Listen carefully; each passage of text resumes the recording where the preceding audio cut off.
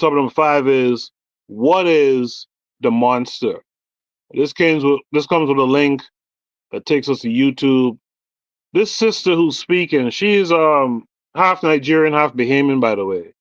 I'm familiar with her dad. I'm not familiar with her too much, but I've seen her around. I've seen her on Godfrey's show. So we'll watch this video. It's called "Why Black People Hate Other Black People." Let's watch it, and then we'll discuss it. Okay, I don't have no sound now for some reason. Oh.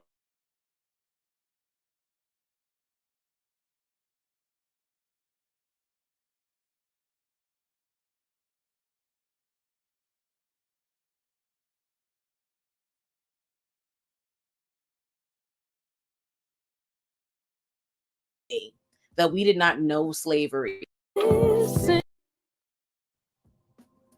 You may not know this, but there's a growing sentiment among some groups of Black Americans, namely those who refer to themselves as American descendants of slaves and foundational Black Americans, that I and other Black people of Caribbean and or African origin are not Black, that we do not identify as Black in our own countries, that we don't know racism, that we don't know what it is to be niggas, that the world doesn't see us as niggas in the same way, that we don't know what it's like to live under the weight of white supremacy, of colonization, that we come to America essentially to co-opt their culture, disrespect their struggles, and only then do we start claiming to be Black in order to supplant them in some way, to steal opportunities that were neither afforded to them as Black Americans, nor us as people incapable of even being second-class citizens, for we are not citizens at all. They believe that Black Americans are being hindered by the presence of Black immigrants in this country, and that Black Americans should disassociate themselves. I've lived in America for 16 years, beating out the first 15 years of my life that I spent in my home country, the Bahamas. In that time, it has not been my lived experience that Black Americans are exceptionally xenophobic. Before, maybe 3 years ago, I cannot think of a time I heard something as outlandish as discounting the Blackness of the entire Black diaspora. But now it's a sentiment expressed to me in droves each and every day. Every day, I'm a little bit baffled by the train of thought that leads one to conclude that Africans are not Black, but Black Americans are Black because they descend from slaves who came from Africa, because somehow they believe that Africans and non-American Black people haven't lived Black experiences, because a Black experience and one's Blackness are apparently defined by one's proximity to white people. And proximity to white people or one's oppressors is apparently a uniquely American experience. I want to explain to these people that tell me that I didn't consider myself Black till I got to America, that the aquamarine in the Bahamian flag represents the water, the gold represents the sun, and the Black represents the people. I want to explain to the people who tell me that we are not Black like Black Americans because their ancestors were enslaved, that so are mine, and that slavery was not unique to the Americas, nor how we should define Blackness, that the Caribbean was at the center of the transatlantic slave trade, that slaves who revolted in America would often be sent to plantations in the Caribbean as punishment because of how grueling they were. I want to tell them that America didn't introduce me to racism. It was growing up on an island being taught to serve white tourists that introduced me. It was being unable to even see every inch of a just 21 by 7 mile long island I was born to, because there were communities and beaches that were only accessible to white Bahamians and tourists alike. It was seeing white Bahamians choose to procreate with their own families and live on family islands by themselves, rather than be in community with Black Bahamians, regardless if we were the majority. I want to draw them the connections between our oppressors and theirs, so they can connect the dots all the way from Nassau and Long Island in New York, all the way to the islands of Nassau and Long Island in the Bahamas. I want to draw them the connection between the Bahamian people and the Gullah Geechee people of the Carolinas, to explain how Bahamians helped found Miami. I find myself clinging to Stokely Carmichael, Shirley Chisholm, Sidney Poitier, Marcus Garvey, to every other Caribbean or African Black person in America's history that would dispel this defamatory assertion that we have neither cared or been a part of Black American struggles, community, or history, hoping to wear their names like armor to protect me from people who pretend that anti-Blackness is a hat only worn by Black people born outside of America, instead of a chronic illness the entire Black globe has been forced to live with. I want to explain myself to these people. Then I hear Toni Morrison say, the very serious function of racism is distraction. It keeps you from doing your work. It keeps you explaining over and over again your reason for being. Somebody says you have no language, so you spend 20 years proving that you do. Somebody says your head isn't shaped properly, so you have scientists working on the fact that it is. Somebody says you have no art, so you dredge that up. Somebody says you have no language, so you dredge that up. Somebody says you have no kingdoms, so you dredge that up. None of this is necessary. There will always be one more thing. When I feel that desperate need to explain myself to Black Americans as though I or them are the problem, I know that white supremacy is working. And that's when I zoom out, not only to get a better look at the board, to see the play, but to remind myself that this is, in fact, white supremacy's game. And even though I know better, if I'm not careful and paying attention, I can easily be a pawn on the board. Because why ever should I even be so frustrated with the rise of xenophobia from some Black Americans when it isn't so dissimilar from the way that Bahamians spoke about and thought about Haitians and other Black immigrants like my father when I was a child, or the way Bahamians continue to speak about Haitians and Black immigrants like my father today. And although I distinguished other Black immigrants, note that Bahamians never did. Everyone was Haitian to Bahamians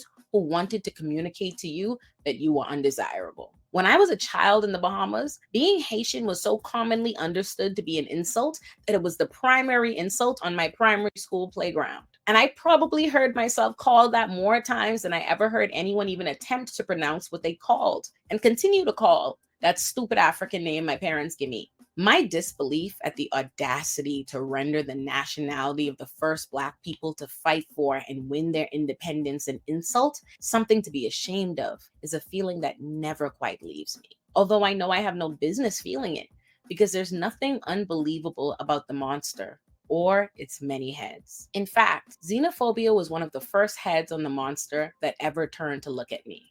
I was born in Nassau, the Bahamas, and Nigeria is a country I've never known. But to Bahamians, my name and my father was always a barrier preventing me from being a true Bahamian. And then I moved to America, where I live in a perpetual state of being othered. There's a concept in the law called domicile. Your domicile refers to a person's true permanent home. It's not necessarily where you live, just your true home. And I think about this often because every single day, the monster tells me that I don't have one. In many respects, I am a stateless person and I always have been.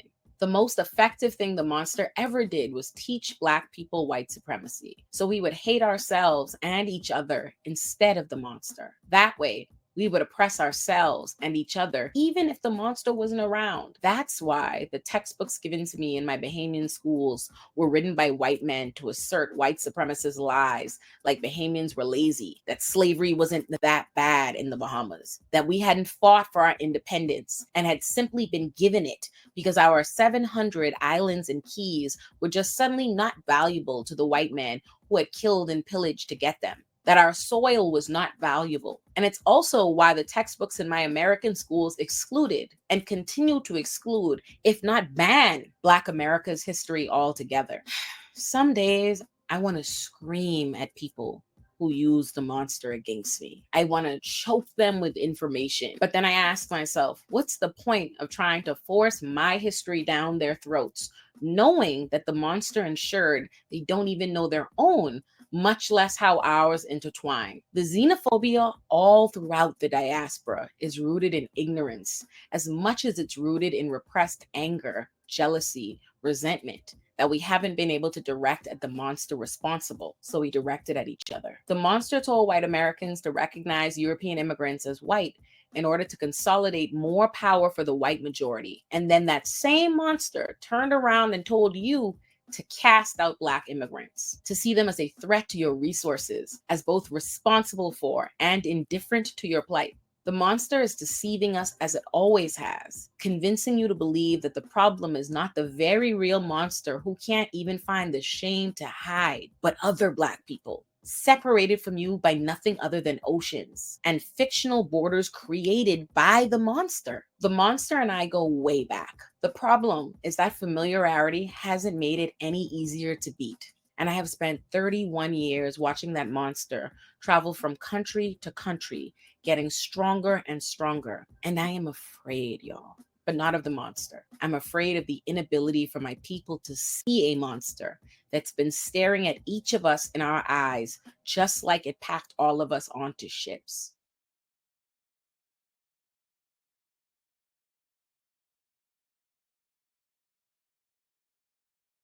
So if I may, because this is a topic that's very important to me too. The thing is, when most people, so I think Buana trying to get us run off the internet now, but when most people articulate the Bahamian Haitian dichotomy, it's not a it's not a it's not uh what's the word I'm trying to find? It's not a self-hating African or black type of thing, really. The Haitian issue, and you guys won't understand it for what I'm saying, but the Haitian issue that has long been a Bahamian thing is more of a cultural difference. There's a cultural difference. And I'll tell you something interesting. Kofi is in New York. I'm in New York. I'm also going to address that New York thing in a second. But Kofi is in New York. I'm in New York. There's a difference in how um, Haitians kind of move.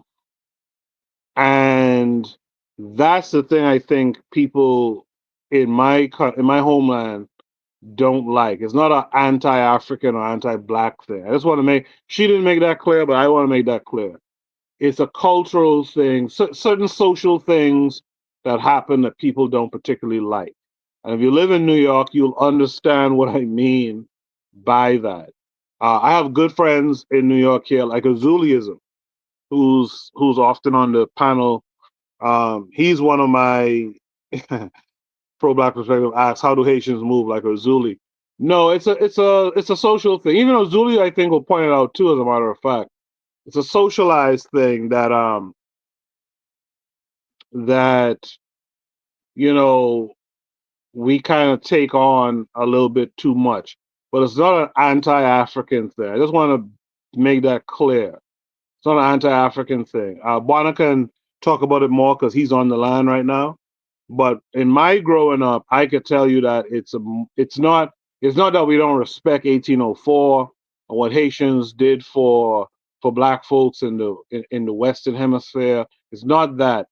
It's one of these days I'll talk about it, but I'm not going to talk about it fully right now. But it's not an anti-African thing. I just want to stress that for you guys before you think we're anti-African. We're not. It's a different thing. Maybe Buana might want to detail it a little bit more. I see Trigger Hobbies asking me what's the cultural differences and why are they disliked. Again, we'll talk about it. We'll talk about it. Yeah.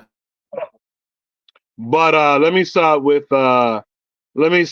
Oni. I guess Oni, what say you to what is the monster? Oh yeah. The monster. Oh yeah. So obviously, she's talking about white folk. My phone just shut down. So Oni, what is it that you would say to what is the monster? Oh, okay. Yeah. So, hey, can you guys hear me? By the way, Yeah, I can hear you. can you guys hear me? Can you guys hear me? Okay, cool. Yeah, I can hear you. All right. Yeah, My I phone can shut hear down both of too. y'all. Yeah, y'all good. Y'all good. Y'all Yeah, good. my phone Y'all shut good. down too. So what I'm gonna say is, yeah, obviously she's talking about white folk, which is good. And that's a good, like you say, palate cleanser, a good way to end the conversation. At the end of the day, this Trump victory was a victory for white folk. Okay. I understand some people feel like, oh, Trump had this policy that I like, or liberals had this policy I don't like. But at the end of the day, it was really just about white power, and the whites got it. The whites kept it. The whites held on to it. When you look at it from just the individual level, you had this mixed Black and Indian woman again, running against this, I think fresh out of Europe, white man. And America had to choose between those two. Now, obviously, we could rationalize, hey, look, the policy, this party, this and so forth. But at the end of the day, that's what it was. And America declared as we always knew, right? The white man prefers a criminal, a white criminal over a black person. Period. We know this when we go to apply for jobs. We know this when we, like when we we're a first time offender. We know this when we're a 0-time offender. White folk will, and that's okay. That's this their country, and they just want to let you know. They just want to remind you that. So, as far as I'm kind of more intrigued about this Haitian thing because I've known Haitians, since the time I've been in America, and I never really noticed anything about them different. But I mean, of course, I only know Haitian Americans. You know what I mean? So I don't know Haitians in Jamaica. I don't know Haitians in Bahamia or Bahamas. Sorry, I don't know Haitians elsewhere. But I only know Haitians in America, and the only thing I know about them personally is, like I guess when they're not married.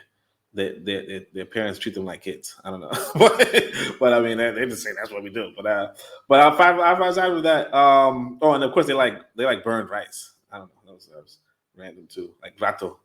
When them handed me burned rice, I was like, what the fuck is this, man? Give me burned rice. Yeah, I mean, as far as I'm concerned, yeah, the monster. Yeah, I mean, I think it is worthwhile to focus on at the end of the day. Oh, sorry. With regard to the FBA claim, I want to say this though. So I think when there is a lot of evidence that white folk, like generally speaking, not generally speaking, but that some white folk really hate African Americans more than they just hate black folk. There's some evidence that there are some white people like that. However, like maybe you could say that might be some sophisticated ass white person. I don't know. But a lot of white people are not sophisticated like that. So there are, some cases where because even when it comes to black people in general, generally speaking, a lot of the hostility against black people might be directed against ghetto black people. Less than, as opposed to, let's say, a business, whatever. But the reality is that it goes back to how Muhammad Ali put it, right? Or he alleges, Elijah Muhammad might have put it. I don't know, but it goes back to the idea of if you got these, the way how you're supposed to look at white folk is if there are a bunch of snakes outside your gate and only some of them are poisonous, right? You shouldn't let them all in. Just because only some of them are poisonous, you should keep them all out. And here's the flip side: white folk looking at you the same way. Even if white folk technically might dislike ghetto black folk, or maybe technically might just dislike African Americans, they're not going to let you in. One, if you're neither of those, and two, there are a lot of white folk who don't like black people. Period. And you got to remember that the history of this country is such that black people were kidnapped and captured from Africa. African Americans were not kidnapped and captured from Africa. Okay, there were no African Americans in Africa when white folk moved in on Africa, right? So white folk don't want to destroy African Americans. They don't want to destroy. What they want to do is they want to be on top of black folk and on top of the world. Really, they want to be on top, and they want to keep you down, and they're going to do what's in their power to keep you down. And so whenever you listening to this white boy talk about, oh, this is whatever, whenever you're agreeing with this white boy, you got to remember that he has an agenda, and you got to question yourself: what is your agenda? when you agreeing with this white boy. I'll leave it at that. Appreciate that. Only let's hear from Anthony McPhail. Okay. Yeah. Okay. Let me see how I'm gonna come at this. All right. Okay. Give me a couple of minutes, Coco. All right. One thing that only said that I agree about what he said when he said when the white man went to Africa, there were no African Americans. You know what I'm saying? He didn't come to get no African Americans. I mean, that's something that Dr. John Henry talked about. Dr. John Henry Clark talked about. He said, in the beginning, there were no African Americans, there were no Haitians, there were no Jamaicans. You know what I'm saying? There were no Afro-Cubans, no Afro-Colombians. We were just Africans. You know, when the white man went over there and brought us from our homeland to over here, from our motherland to over here. No, we was all Africans. Yeah, we had our ethnic groups, but we was Africans. There wasn't no African Americans. You know what I'm saying? There wasn't no I'm a Jamaican, I'm an African American. Okay, so I agree with that point, what Oni said right there. Okay, I'm gonna try to take it right here. Okay, two things. Okay, one thing. Okay, we all remember the movie Roots back in the 70s. The movie Roots. It was a time in the movie after Kunta Kinte had been brought to America. Remember, he had an encounter with the brother with Fiddler.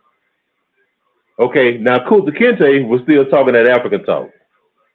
Fiddler had been born in America. I don't know if his parents were from Africa or his grandparents, whoever. But Fiddler said, what he said, you in America now, boy. Y'all remember that part? He said, you in America now, boy. Stop talking all that old African stuff. Hey, you Toby, you in America now. You know, stop talking all that African talk. Your name ain't no Kunta Kinte no more. I mean, now this was symbolic of throwing away that African culture, that Africanity in you. Throw that away. You here now, man. You here now. You in America now. And see, this is where the FBA stuff stems from. You know, from a long time ago. Okay, you had two brothers in the 19th century at the same time. Okay, probably a little bit after Fiddler and Kunta Kinte. You had two brothers who had an ideological difference with each other. You had our great ancestor, Martin Robertson Delaney, and you had another ancestor, I don't know if you don't call it great, I don't, was Frederick Douglass. Now, Frederick Douglass was a typical FBA of that time. No, he was the FBA of that time. I mean, a FBA in terms of, I'm an American. I ain't no African. I'm an American. No, I'm from here. I want to fight right here. Martin Robertson Delaney was a brother who had black consciousness. And Martin Delaney had black consciousness, and he was proud of his African heritage. They even had Freddie Douglass had said, I'm glad I'm a man. Martin Delaney, he glad he a black man. You know what I'm saying? That's what Freddie Douglass said. And we know that Martin Robertson Delaney, he was for black self-determination, for us having our own shit. Hell, matter of fact, he even went back to Africa. He went to Africa to try to buy some land, for black people to go over there and repatriate. So he was a brother who had that consciousness. He had that consciousness. Freddie Douglass was a man who was I'm not gonna say he was an accommodationist. No, he was for black rights, but he was for us having this right here, for being right here. I'm part of America. I ain't got nothing to do with no goddamn Africa. You know what I'm saying? That was my great granddaddy and grandmama long time ago. So we take that right there and we skip on up through the ages to the day, like what this sister's saying right now. Now you got black people in America who don't have no consciousness, who like I'm an American. You know what I'm saying? I don't have nothing to do with Africa. I don't have everything. My whole culture and everything, even though they don't know what their goddamn culture is, because if they knew what their culture was, they'll know that their culture is from Africa. But I'm saying, I'm an American. This is me right here. So when I see you, this brother or this sister from the Bahamas, or this brother, this sister from Barbados, and Jamaica and from Haiti and from Nigeria, I'm like, okay, what blackness is in America to me is me, a black American. You a foreign black. You ain't black. You a Nigerian. You a Haitian. You a Jamaican. You know what I'm saying? You ain't black. Hey, like that Kendrick Lamar, they ain't like us. You know what I'm saying? So you not black like me. Yeah, you got black skin, but then they run around talking about all skin folks ain't kin folks, and they giving another meaning to this bullshit. But I'm saying, you ain't black like me. You know what I'm saying? When I look at Kobe, you a goddamn Guyanese. Koku, you a Bahamian. You know what I'm saying? Buana, you a Bahamian. You know, you ain't black American right here to the soil. Like here, you know, we the foundation of black America. We built the country. So in essence, what black is defined by these fools who think like that. I'm not black people, I'm saying, but the fools like the Tariq Nasheed who think like that is that blackness is us.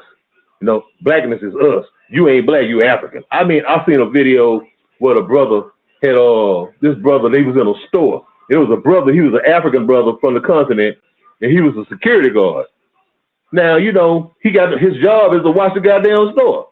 So they had the brother who was African American, I hate that word, but African American, and he was in the store, you know, he didn't buy shit, he was just walking around.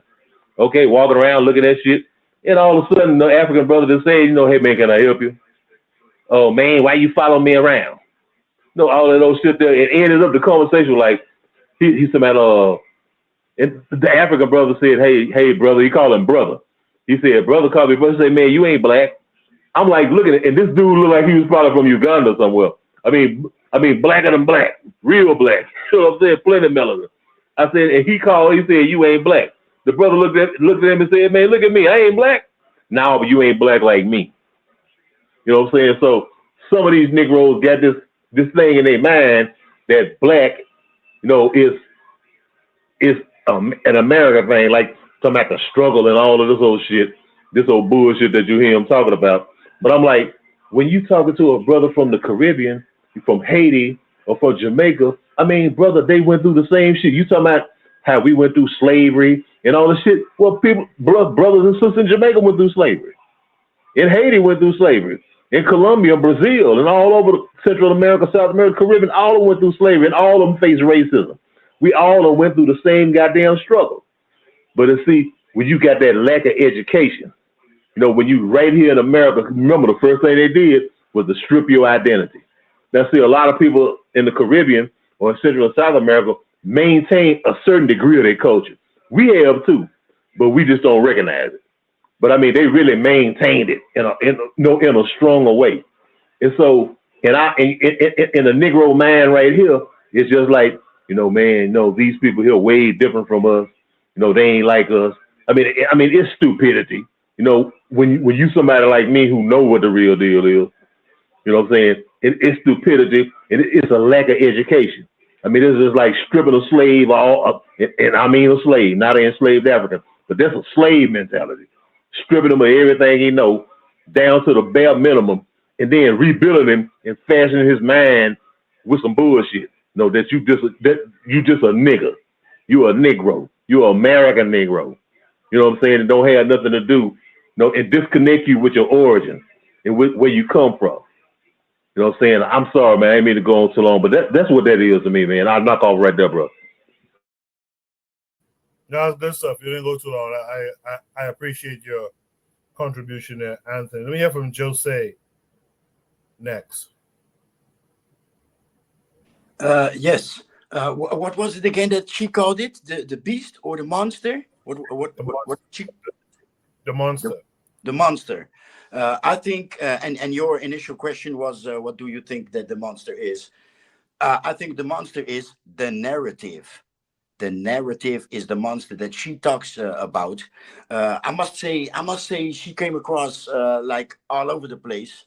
But what I think is going on is a particular countries or movements are victim to the narrative, and I mention I can come up with 3 examples. Maybe there are more, but Zimbabwe, Nigeria, and Haiti, they have this the narrative in other countries, even other African countries, it's bad, right? So Nigeria, oh, they're scammers, they're thieves, they're criminals, they're drug traffickers, human traffickers, etc. Nigeria, bad Nigeria. Zimbabwe, oh, a failed country. Mugabe, failed country. Inflation 300,000%. And Haiti is uncivilized.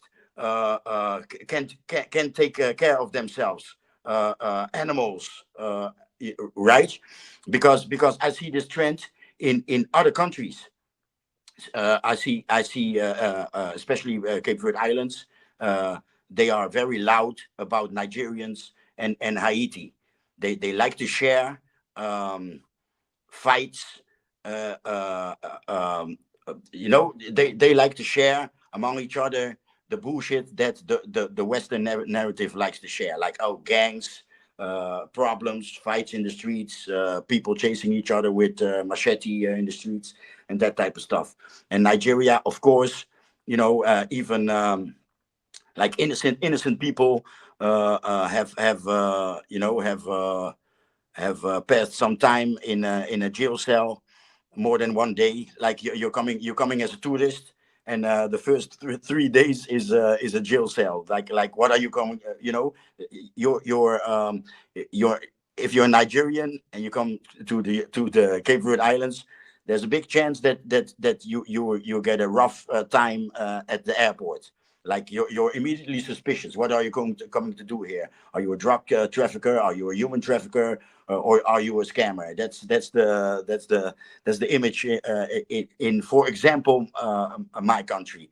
But it's everywhere. Nigeria, it's the scammer, right? 419, and so I guess the answer to your question, what is the monster? The narrative, and I we have to let go, right? So there's repatriation or delineation, but we have to really let go of, in the first place, the narrative, right? A narrative is a culture, and your culture keeps your narrative alive. So us living in the rules-based world order narrative is proof that we don't have a nation. We don't, we demand Black Lives Matter to other people, but we don't demand it from each other, for example. So these narratives can only hurt us if we follow them. Where is our own narrative? We speak of Pan-Africanism, but where is our own narrative? Is there organization? Are the faces pointing at the same time, at the same direction? There is people are trying to create a narrative. People are trying to create a narrative, and as you see, a small media outlet is being attacked by the United States government. What is it? African Stream. So yes, people are trying to create a narrative, but we're like shards. We're like shards. So these channels exist, but it's not like this is the channel where we go, right? There's no so Pan-Africanism lives, but we don't have a solid propaganda machine. So I suggest we make that our priority, a narrative. The monster is the narrative. What do we have to protect ourselves against the monster? And I yield the mic. I appreciate that, Jose. Let me hear from Black Steel next. Black Steel, what say you? So so I follow Ole on YouTube. You know, she's a She's kind of like a little crush of mine. You know, I put her through the mattress. But let me focus on the topic at hand, right? Um, I've seen some of the harassment that she's received online from these FBA ADOS people, right? I don't think this movement, which is mostly an online movement, to be fair. I've never met anybody in real life talking that nonsense, right? I think it's understood that Africans across in the US, whether we from Nigeria or Bahamas or the US, we all share a single point of origin. And I find that we have more in common than we have apart. But I really want to, so why is it that someone who's a high school dropout, a former pimp, you know, he can create a movement to turn African people against each other at a time when our unity is most vital for us for our liberation. So you got a high school dropout and a former pimp on one hand, and then you got Yvette Carnell, who worked for a white supremacist think tank called Progressive for Immigration Reform. How are these two people creating movements and seeking and just using them as attack dogs against other black people, and nobody's suspicions are aroused? I don't really want to drill this topic because I don't want to say, oh, they should touch grass, as the kids say, we spend too much time online. But these people operate online. They're not in no movement spaces. They're not in the community. They're not in the people.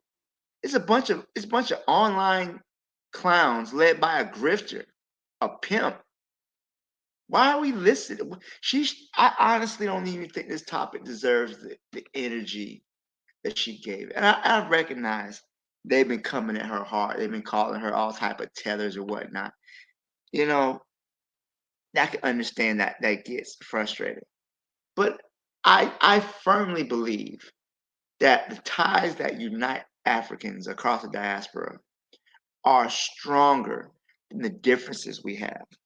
Yeah, we're not going to see eye to eye on everything. We may have some cultural variations, but these are my folks, right? And we may have different ideas on how to get our liberation. But I don't believe that these clowns on YouTube or Instagram or Twitter speak to any percentage of the black community in America. We don't have any, these white people, and that's the thing, these white people treat us all the same. You think these white people, when they put the signs saying go back to Africa, do you think they're just talking just to the Africans? No, they're talking about all of us. They're talking about all of us.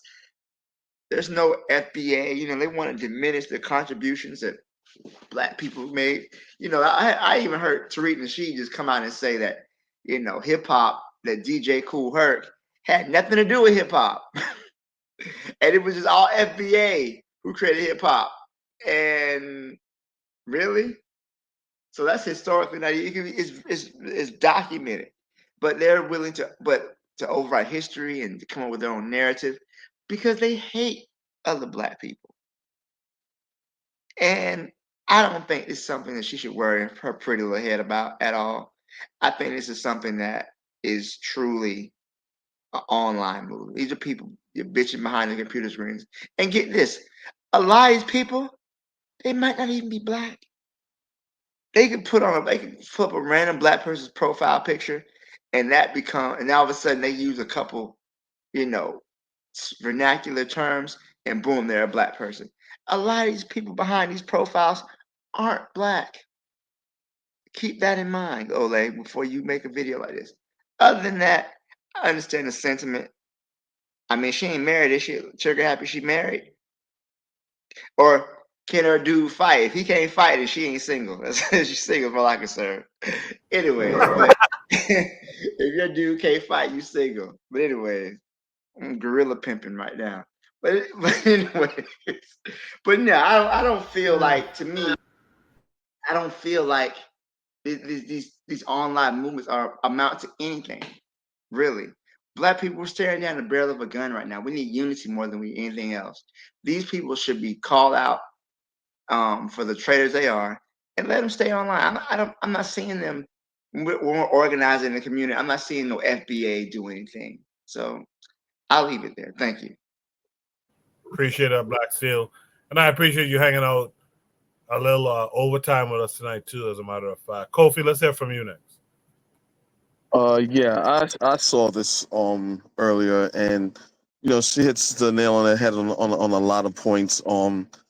Black Steel says she was she's being threatened online, stuff like that. That's crazy, but again, it is something that's online. So when she did this thing, what the monster is, the monster is really FBA. The monster is really FBA. The monster is really trying to say that these people that look like you, that think they are you, are not you.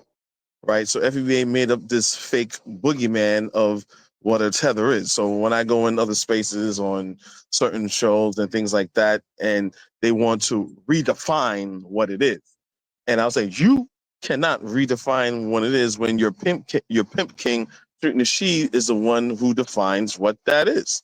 And many a times I have said, you had Africans and Caribbeans calling on there and say, hey, look, I heard this FBA thing. I'm getting dogged out and dragged through the street and everything like that. I want to be an ally. And at the end of the day, they go in there to get understanding and they get dragged through the mud. You know what I'm saying? It was the last time was some Jamaican dude or whatever. He was just asking questions, being humble, pretty much kissing their ass and stuff like that, saying he was getting called all types of names. And Tariq, she's like, oh my God, that's so horrible. But then he let the other guy come on saying, I can't stand this Jamaican patty eating nigga, and all like, and just let it fly and just let them just go on their rants. So it's a made up boogeyman. These people are people that had always anti-black sentiment. These are people that always had anti-black sentiment.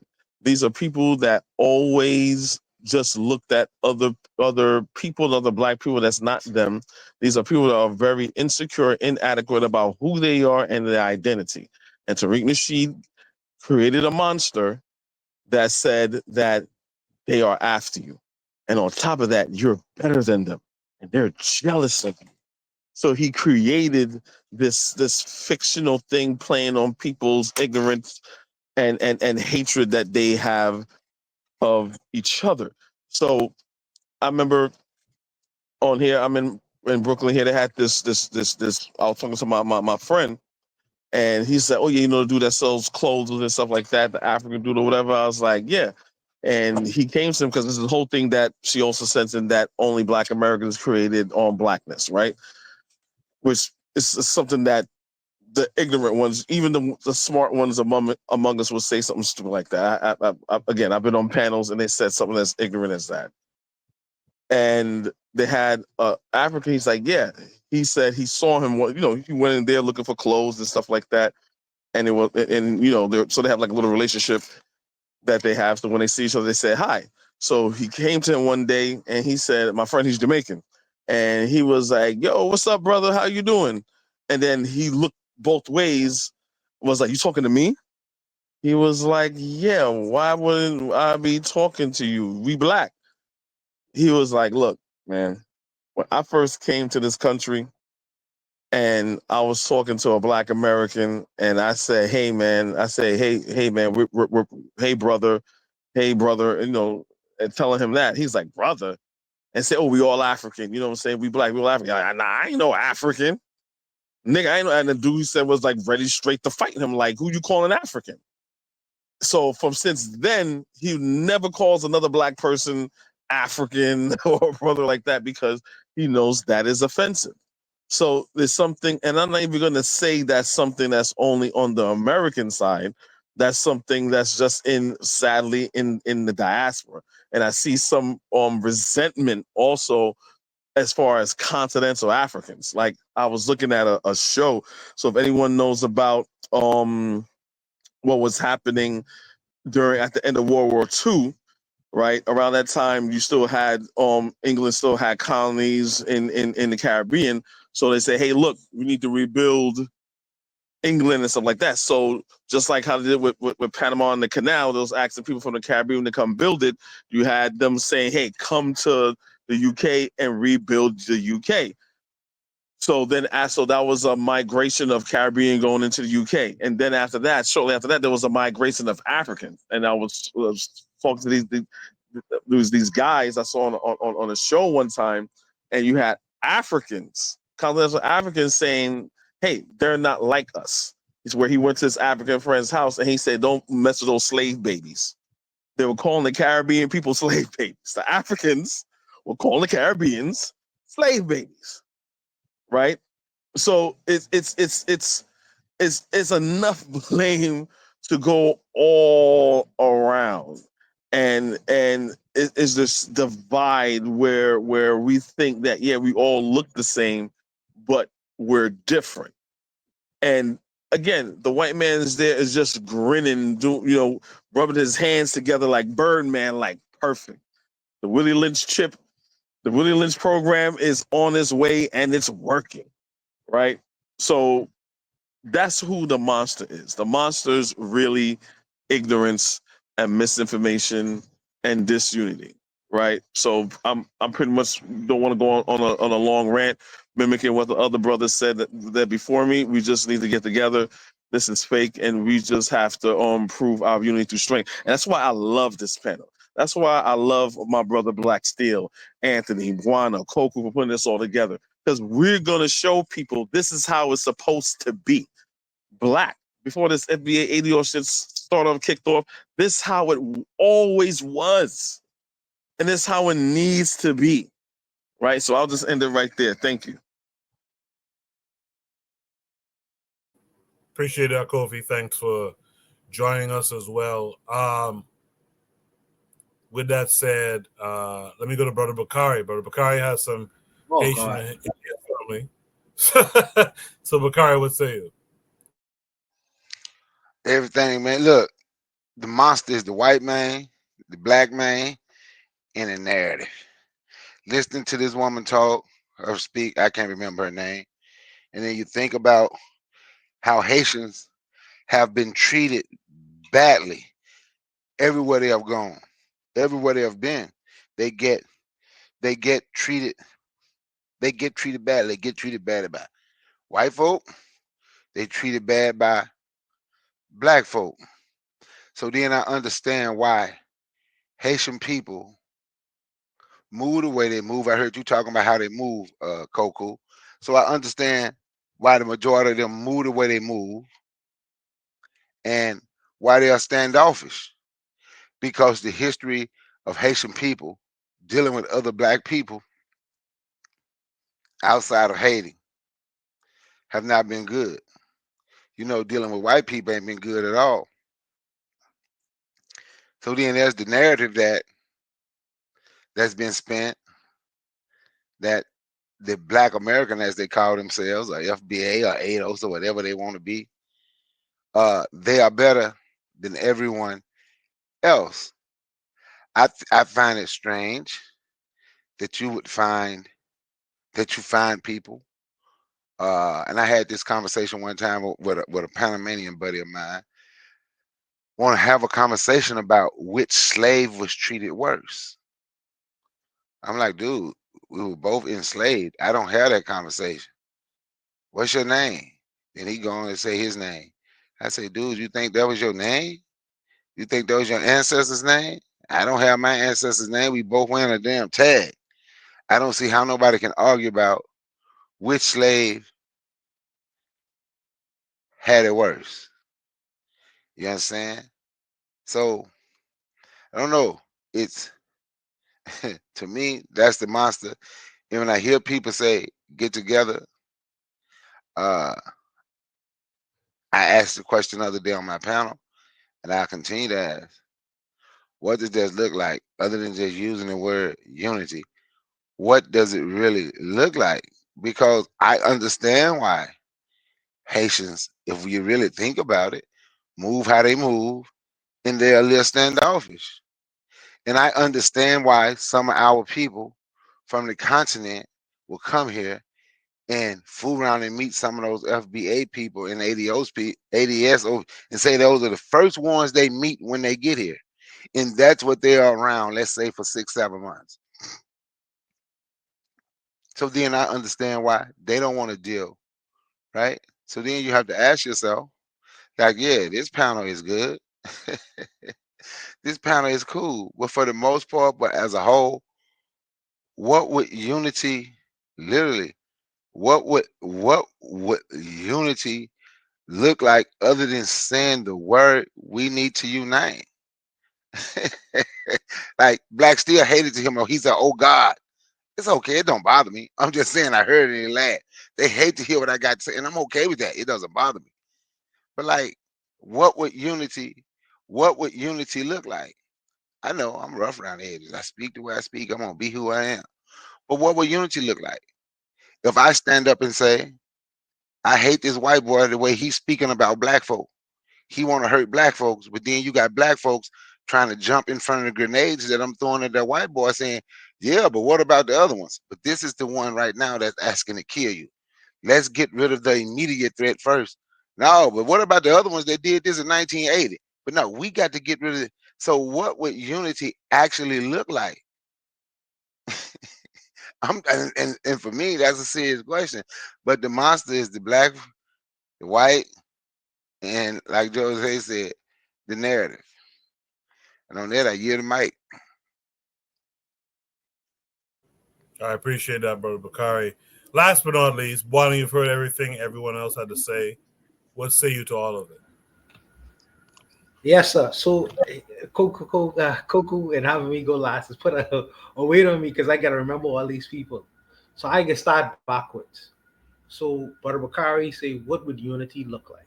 And I can answer that question because for me, unity looks like when, uh, first of all, Koku says support this channel, and he says that this channel he names several different people. He names Kofi, he names Brother Bakari, he names Forecast, he names Matron. He says support those channels as well. He say not only don't only contribute to my channel, but contribute to those channels as well. Unity looks like after the show, through the week itself, when Kofi goes live, um, Brother Bakari shows up, Bitter Medicine shows up, Anthony McFall shows up, I show up. Everyone contributes their life force, their time to supporting these channels, trying to make them grow. When Brother Bakari goes live, each and every one of us have an obligation to support Brother Bakari's channel. That this is the unification too. When he says support financially, now I support him. I try to support Koku when I can. Right now, I kind of like supporting Three Houses right now, so I contribute financially when I can. But he say contribute when you can to specific. This is this I understand it seems insignificant, but it starts small and it spreads, and we are if we faithful to one another, we're gonna be faithful to other things. But when Brother Bakari says support black business this week, this is what so all of us have an obligation to do just that, just for the week itself. Just for the week. So you have all these men on this platform with families, if they have families, doing a specific thing because one man called for it. This is what you call unity. Unity. It starts small. It don't have to be a major thing. It starts small until it becomes big. Until it becomes big. Like most major enterprises in America, what started small and eventually, when they remain consistent, it becomes big. That's one point that I wanted to answer. The next point is um, Anthony, where I think Anthony went next. Anthony's talk about a series of different things. With people like Anthony McFarlane, you have to be a studier and reader of history to understand why he says that Frederick Douglass is the FBA of his time. You have to know enough about your own history, black history, to understand where is he coming from when he makes that statement. Because the man is a walking library. You learn when you listen to brothers like him speak, because he's speaking historically. He could go backwards, and if you aren't listening carefully, and if you are not a student of your own history, you wouldn't get the jewels that he is offering to you. Okay, then Then next is Jose.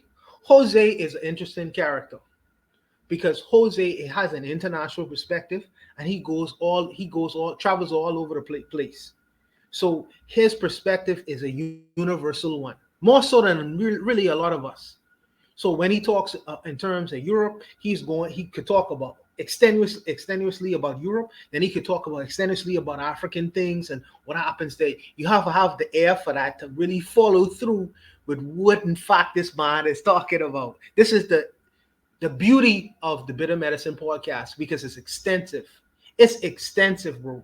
When Kofi talks, Kofi is right. I wanted to address him too. When Kofi talks, Kofi talk takes a lot of the information that we dialogue and talk about, and when he goes to to the Be Fair show, because I listen to him sometimes to the Be Fair show, he's a monster on that show. They can't touch him, especially FBA Trey, because he's giving him that business. You know what I mean? He's giving him that business, and I am proud sometimes when I hear him articulate some of the things that we discuss on these kinds of platforms because they could do nothing with Kofi besides listen to him. He is their teacher as an elder person on their channels. So I am, but in reference to what this sister was saying, some of the things that I agree with, some of the things I really don't agree with, because some people, when they talk about our relationship, let me just talk about the Bahamian relationship with the Haitians. The Bahamian relationship with the Haitians is a weird one. It's an extremely weird one because the Bahamians and the Haitians have a historical relationship that the Western world don't necessarily understand. And what I mean by that is there was always a relationship prior to during slavery and when the Haitians liberated themselves. We always was transitioning back and forth from the Bahamas to Haiti, from Haiti to the Bahamas. Many of us have family members who don't even know. Many of us have Haitian blood inside of us. Many Bahamians do. Many Bahamians deny their Haitian blood inside of themselves or don't even know it. I wish we were to have like a DNA thing, like how you all have in America, like African ancestry and stuff like that. Many Bahamians will discover how much Haitian blood they actually have inside of them. But because of our conditioning, but because of our colonial conditioning, we deny that fact because the colonialist has made sure that to separate, to delineate those people who decided to fight for their freedom in Haiti as opposed to the people who accepted slavery for what it is. Because it's a danger in that kind of philosophy and fighting for your freedom. It's a very dangerous thing. So they always wanted to draw a delineating line between the slaves who actually was willing to die for their freedom and fight for it, as opposed to the one who accepted it willfully. It's not to say that the Bahamians didn't fight for their freedom too, but we didn't have the numbers to go to the extent of the Haitians. But trust me, there is blood and familial relationship between the Bahamians and the Haitians. Also, let me also say this. There's a difference between talking and action. Talking and action. Yes, you could find on YouTube some Bahamians talking crazy about Haitians. Absolutely. But I'll tell you this. The Haitians have been living within our communities for a long time. We've been paying taxes. They go to our schools. They go to our hospitals. They've been sending millions of dollars from Nassau to Haiti. Obviously, we have been employing them for them to do that.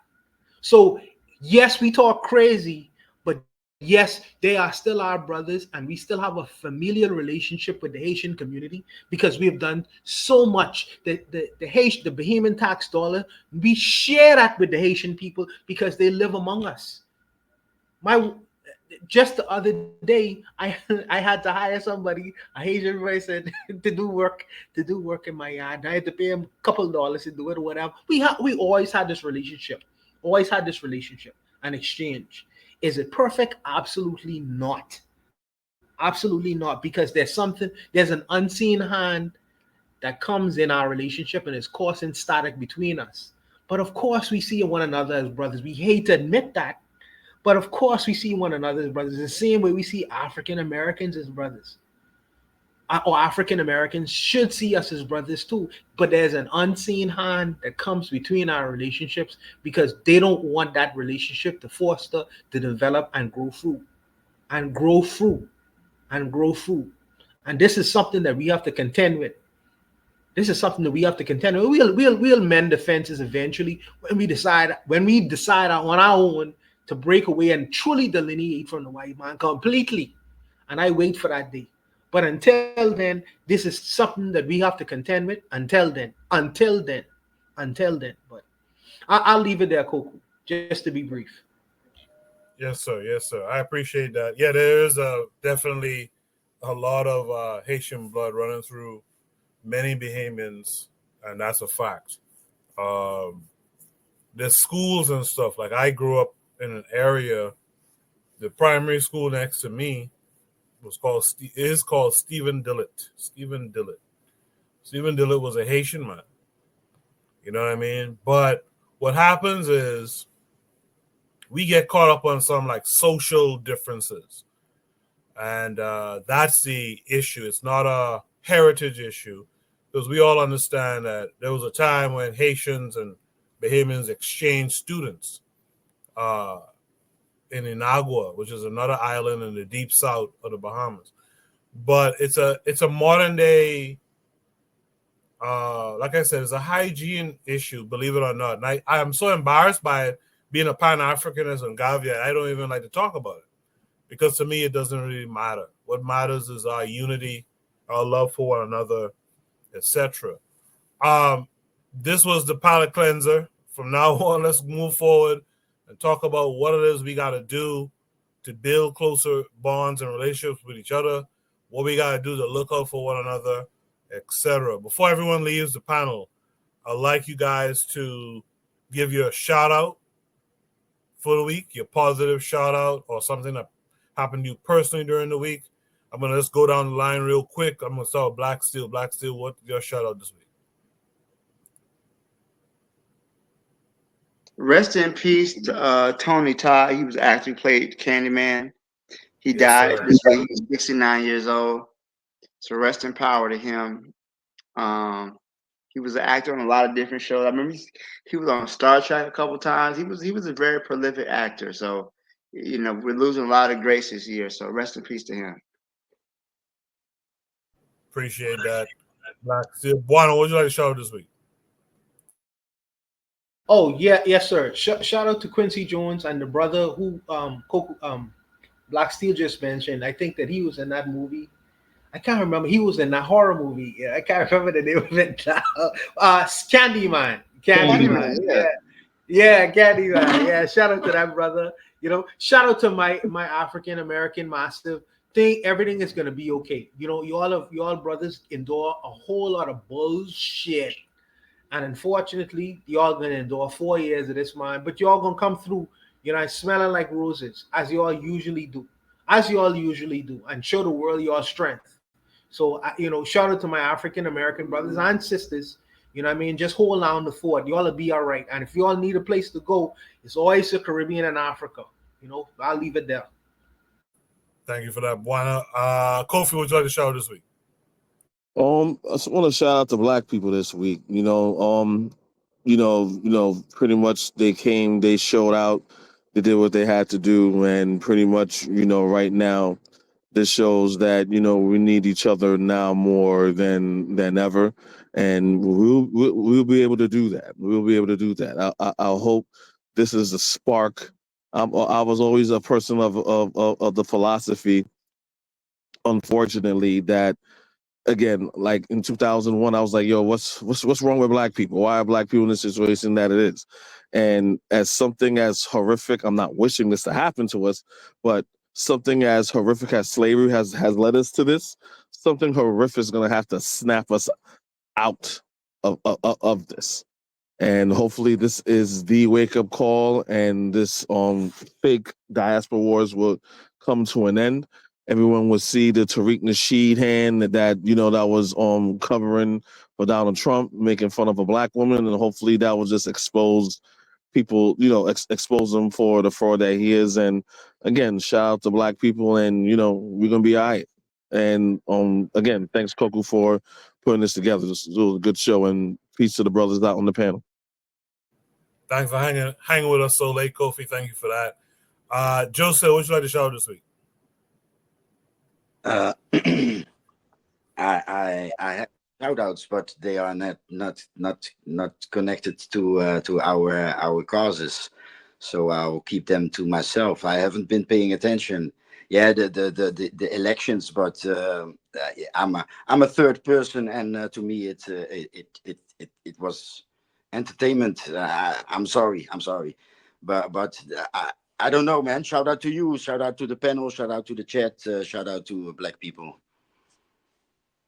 Appreciate that, Jose. Anthony, what would you like to shout out this week? Okay, yeah, I want to, first of all, man, I want to thank you, Koku. And I want to give a shout out to all the brothers and sisters on the panel and in the chat. Okay, I want to give a shout out to this brother. He's from Jamaica, man. His name is Delani. Koku, I think I sent it to you. A video to you is a brother named Delani. Yes, now, sir. we met on, we was on Kimbunga Media on KWAZ channel. You know, he was having technical difficulties. And so when me and him started talking, and so we hooked up, and I told him about our platform, man. And he said he was gonna try to join it and everything. He said he's a solid brother, man. Pan-Africanist, a Garveyite. And and one other thing, it was just a Friday night. I don't know if I sent it to you or not, Koku, but okay, I was looking at a documentary. It was about black people, about Black Florida. It was this town called Sarasota, where they actually had a town called Angola in Sarasota, and it was a town where maroon Africans stayed at.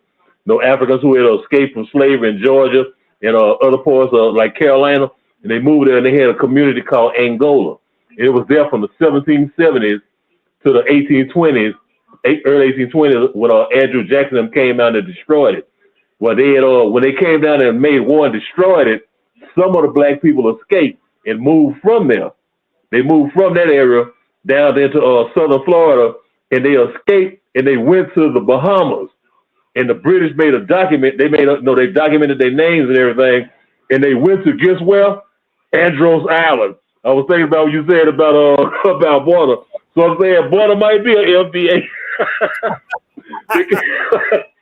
Hey, it was 97 of them who escaped, who lived, and they went to the Bahamas and they settled in Andros Island. So there might be one of the kid folks. Foundational Bahamian American. That's one. Anthony, I appreciate you immensely. Thank you for hanging out with us and staying up late with us tonight. With that said, let's hear from Oni. Oni, what would you like to shout out this week?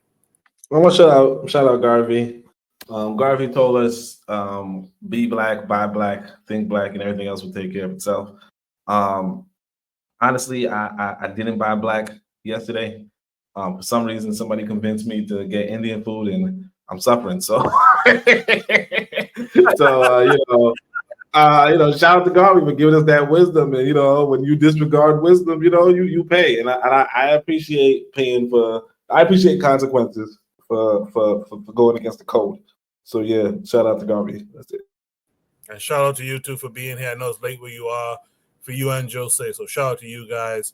Last but not least, of course, my brother Bakari. Bakari actually was the one who sent in a lot of these topics tonight. So shout out to Bakari. Bakari, what would you like to shout out tonight?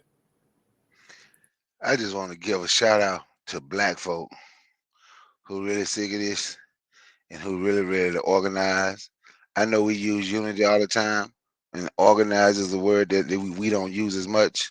So for people that ready to, because they ain't no sense in saying you're united if you're not organized. So for people that ready to organize, in that organization, that also means we organizing our dollars and organizing our communities and doing the right thing. So shout out to black folks that want to do the right thing and who ready to fight these folks to make the things better for our future, for our children's future. That's what I want to shout out. And by the way, thank you for having me. Peace to everybody on the panel and in the chat. Yes, sir. Thank you for coming through. Thanks for the topics tonight. Trigger Happy 262 Plus in the chat says he's shouting out the AES I don't mind that at all. I personally would like to shout, like I shout out Bakari, I shout out everyone who's on the panel tonight. I'd like to shout out the black folks who let us know where they stand.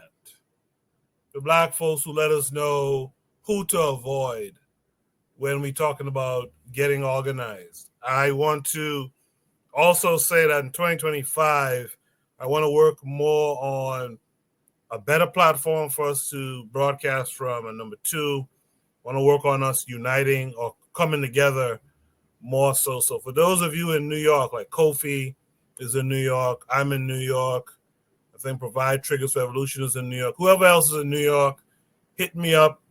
Let's meet up. Shaka Zulu, Anthony. Let's meet up. Let's do some things together, and then let's branch out to all the brothers and sisters who are in other parts of the diaspora.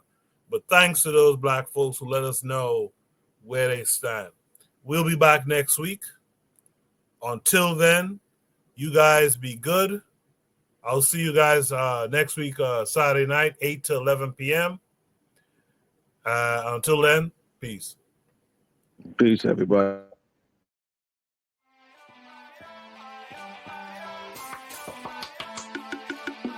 Thanks for listening to the Bitter Medicine Podcast with your host, Koku. If you like what you just heard, we hope you pass along our web address, bittermedicineblogs.com, to your friends and colleagues, and share our show to all your social media. Be sure to check out our archive section on our website for previous podcasts. This has been a KWAZ radio production. Join us next time for another session of the Bitter Medicine Podcast. Follow us on Facebook at Bitter Medicine Show, Twitter, Bitter Meds, Tumblr, Bitter Meds, Instagram, Bitter Medicine.